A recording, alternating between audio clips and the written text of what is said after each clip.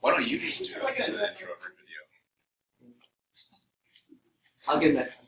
Alright, next time. Alright. Today we're only gonna do one new thing. Okay, this isn't a huge new lesson. This is just an extension of what we've been doing with inequalities. Right? So today we're going to talk about interval notation. This is just a different way to express the inequalities that we've been talking about. Right? So what we've been doing is expressing an inequality as a set. Right? So we've been writing things like x is greater than 2. Right? That's an example of using set notation. Right? Now we can also describe using, as I just said, interval notation. It's your genius. I feel like I just want to be saying it and remember it. I did just say it like 30 seconds ago that we were But talking like, I about didn't interval know you notation. saying it all. So I don't know. Alright, so a couple of symbols that we're going to use today are positive and negative infinity. Okay, so I'm sure you guys have seen those symbols before. This looks like a sideways 8. Right? That's the infinity symbol, and we'll talk about how to use these here. Okay, but basically, okay, the idea is that if we had something like this, right, x is greater than 2. Right, well, on a number line, we said that meant that we would have an open dot at 2. Our arrow would be going forever in this direction. Right? It would be going to positive infinity. So that's when we're going to be using symbols like this. And we'll go through a couple of concrete examples here on how to do that. What's that? It's not like you do that anymore. I still don't know. I either did all of mine or all of them wrong. Okay. Oh, quite a bit. Well, we'll find out soon. All right. So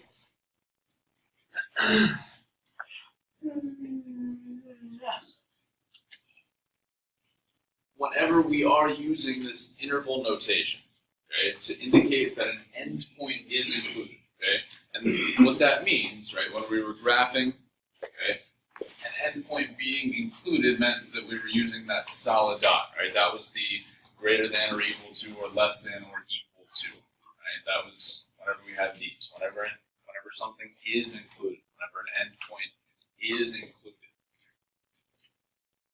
We're going to use brackets to show that that's the case when we're expressing something using interval notation. To indicate that an endpoint is not included,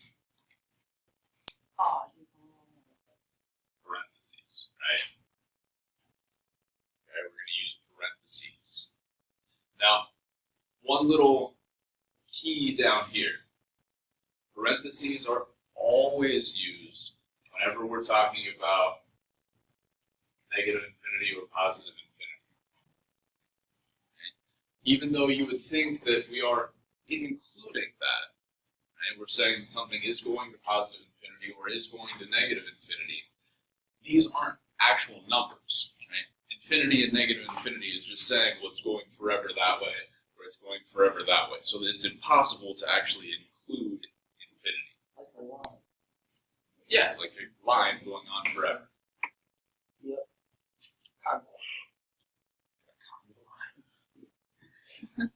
Alright. So let's take a look at a couple of concrete examples here then. So in this first one, this one actually does look a little bit different than something we've talked about. Right, we've got these extra curly brackets and this line in the middle. Right? Yeah, the box a little bit. I was like,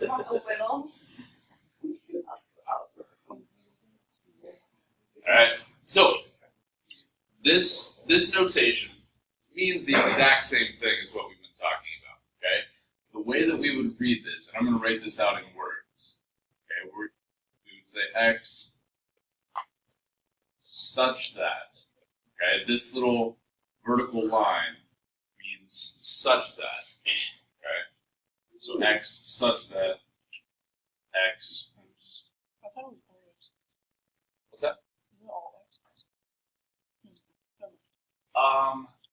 Yeah, I mean, if you want to be even more specific here for this first part, you could say all x's such that x is less than 2. Okay? I mean, that means the exact same thing as what we've been talking about. We're really only concerned with this x is less than 2 part. So how would we put that on our number line? What? Probably find the 2, 2. Alright, so we'll mark 0, mark 2. It's going to be an open dot. And it's going to go to the left. Okay, now, the new part, okay, we want to take that and write this in interval notation. Okay? Interval notation means that I want to express where I'm starting and where I'm ending. Okay? So I want to think about what's the smallest value, okay, that I'm going to reach. Negative infinity. Right? It's going to be negative infinity. This graph shows me that I'm going forever in the negative direction. So the smallest value that I reach, right, if I'm looking at this graph, right, this is going to go forever this way. So it's going to reach negative infinity. Now, what's the greatest value that I'm going to reach? 2. Right? If I think about, well, how far does it go to the right? It stops at 2. Right? So that's the idea. We want to put the smallest value that we reach and the largest value that we reach. Right? Then the last part is figuring out whether we need brackets or parentheses. So we just said that always, whenever we have positive or negative infinity, it's going to be a parenthesis. Right? Now, for the 2, is this going to be included or not included? Not included, right? Because we have an open dot. Right? It's saying just less than 2, not less than or equal to 2. So is this going to be a bracket or parenthesis? Parenthesis. Okay. So this is how I would express this in interval notation.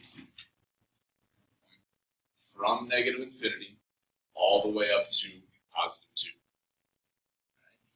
2. Right? So you guys take a minute here and try this one.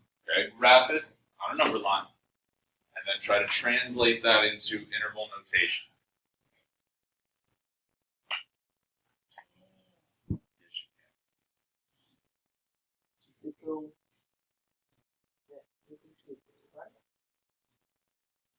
So mark 0, mark 5. So first, is it open or closed?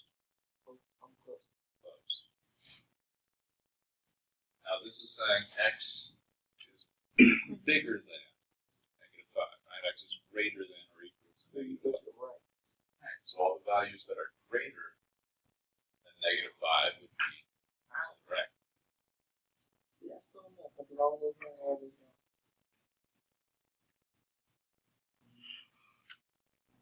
Smallest one and the big one.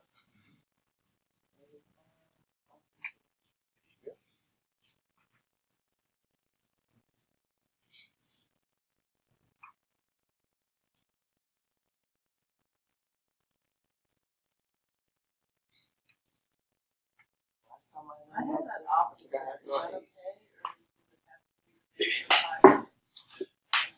It does have to be the negative 5 first. That's a good question. Right, so Bree just asked, she had these values, but does it matter what order we put them in? Right? It does matter. Right? That's a good question. Right? We always want to put the smallest value first and the largest value second. Okay, so I mean, it's just like reading our number line left to right. And we're taking this value, that's the smallest, that's the furthest left we go, is negative 5, and then we're going forever in that direction. Okay, so we would say negative 5 to infinity. Yep. Oh, yeah. Yeah, that's a bracket around negative 5. Stands for electric. Yeah, electric. Sure. All right. So yeah, this is a bracket around -5, and I used a bracket because we are including -5, right? It's saying or equal to. We had a solid dot. Whenever we have a solid dot, that means we are including that value. So I would put a bracket around that. But our other value is infinity. We're always using a parenthesis around infinity. E stands for infinity. For infinity. There you go.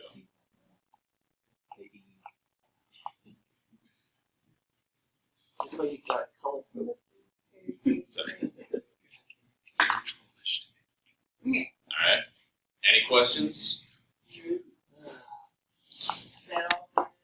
Not quite. All right. So let's talk about compound inequalities then. Okay, compound inequalities. This is a little bit of a new idea. Compound inequality means we have something like this. Okay? We have two inequalities, basically. Right? Now, if we want to write these in interval notation, Don't you just find like -7, -1? yeah, that's how we're going to graph it. Yeah.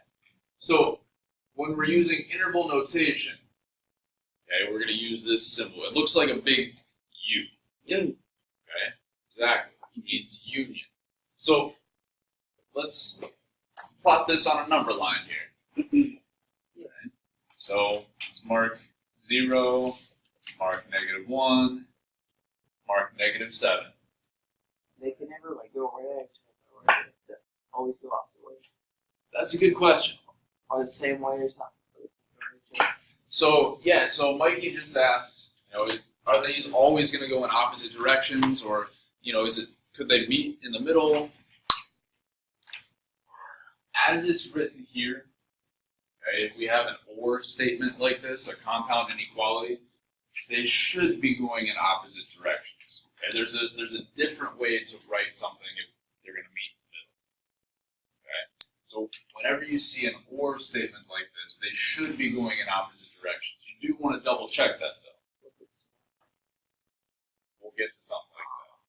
All right. So let's do each of these individually. Okay, if I wanted to plot this one, x is less than or equal to -7. And so at -7 is it open or solid? It's solid. Solid dot. And I'm going to the left. Actually, just to the right, but open that. Exactly. So x is greater than -1. We'll have an open dot there. And then going to the right. So now if I wanted to express this in interval notation, I'm going to have to do two different pieces. Isn't it -infinity, -7, and then Yeah, so this first one will have -infinity up to -7. Right? We're looking at this piece. And we know that it goes forever this way, but then stops at -7. with parentheses. Parenthesis here as well. Don't question me like that. Yes. It's a bracket. It's going to be a bracket. Oh. So we have a solid dot. This value is included. So I'm going to use a bracket here. Okay, whenever we have a solid dot, or whenever we see the or equal to, we know that's going to be a bracket. That's one. So now what do I put in between here? Is that big U for union. Yeah, and then it's -1 positive. And It's only a -1 to positive infinity, and then brackets or parentheses here. parentheses. Parentheses, but it's not included. And the -1 is an open dot.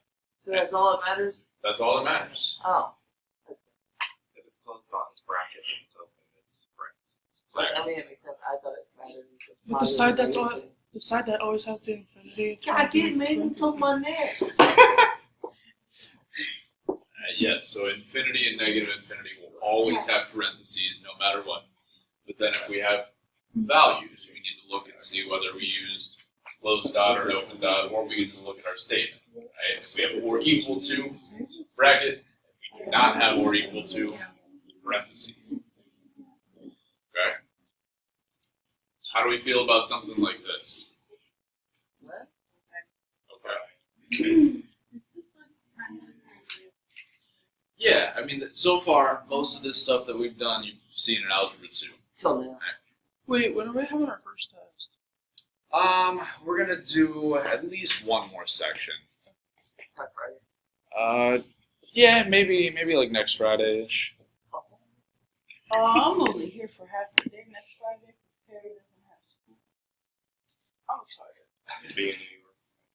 Oh, yeah, I love Elijah's making excuses for why he's got to miss the test. I mean, I'm not going to miss this test. I'm so going to New York Friday. Oh, I will. All right, so let's go backwards now. Okay, let's say, given something in interval notation, can we put that on a number line and then express it in set notation? Let's just go to 3 and then run to the right with with the closed dot. All right, so we know that our smallest value is 3, and it is included because there's a bracket, so that means we're going to have a solid dot, Just run to the right. and then, correct, I'm going to positive infinity. I love this. You're a genius, Mike. Yeah. Okay, so now, how would I express that using set notation? How would I say, like, X is greater than 3. x is Or equal Greater than or to. equal to. exactly, just like that. I forgot about that. Yeah, since it's closed, we need that or equal to. So x is greater than or equal to 3. Okay. Questions? Hey, is Quiznos still a thing? Questions about math? There's no syllabus. Like, I haven't heard about them in a while. I don't know whether there are any Quiznos around here. I thought there was someone. I have to think about it. All right. So that was our last example up at the top. I do it by yourself. Right, and now there's a set of problems down here at the bottom. Okay. Some of them give you a set and ask you to write it in interval notation. Some of them give you a number line, okay, and ask for interval notation. Okay. So we're going to take a decent chunk of time here. What time is it? It's 8 o'clock, so we still have 27 minutes. Right?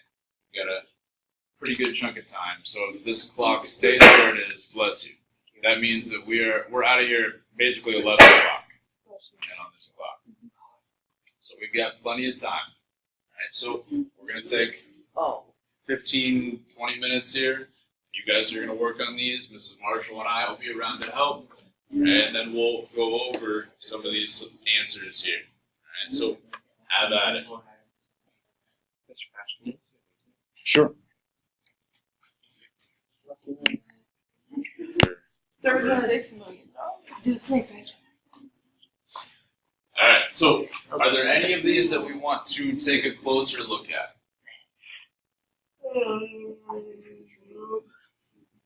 I don't know. Why do I always mix up the signs? Like I always want to put like the -3 first instead of the negative.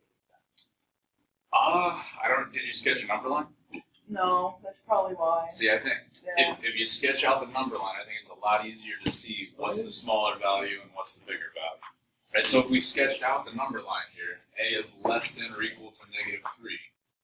And I'll put -3 there. That's a solid dot. And if I want less than, I'm going to the left. So now looking at this, I think it's really easy to see the smallest value we get is -infinity, and the biggest value we get is -3. I'm just lazy sometimes. Don't be lazy. Wait, over. 3? Sure. Yeah. All right, so let's take a look at number 3, one of these compounded inequalities. Okay, for this one, we just want to look at it piece by piece. So I'm going to sketch out my number line first. Right, so this first part says y is less than 2. Right, so I'll mark 0. I'll mark 2 here. So if I want to graph this, y is less than 2 means I'm going to have an open dot at 2, and less than I'm going to the left. Then I'm going to take a look at the second part. Okay, y is greater than or equal to 14. So I'm going to mark 14. That's a closed dot because it's greater than or equal to. And greater than means I'm going to go to the right. Okay, so now, if I want to express that in interval notation, I'm again just going to look at it piece by piece. So this first piece, okay, right? The smallest value I reach is negative infinity. The largest value is positive 2. Right? Positive 2 is not included, so I use a parenthesis. And then separately, I'm going to look at this piece. Right? So the smallest value I reach here is 14. The largest value I reach is positive infinity. At 14, I will have a bracket because it's a closed dot.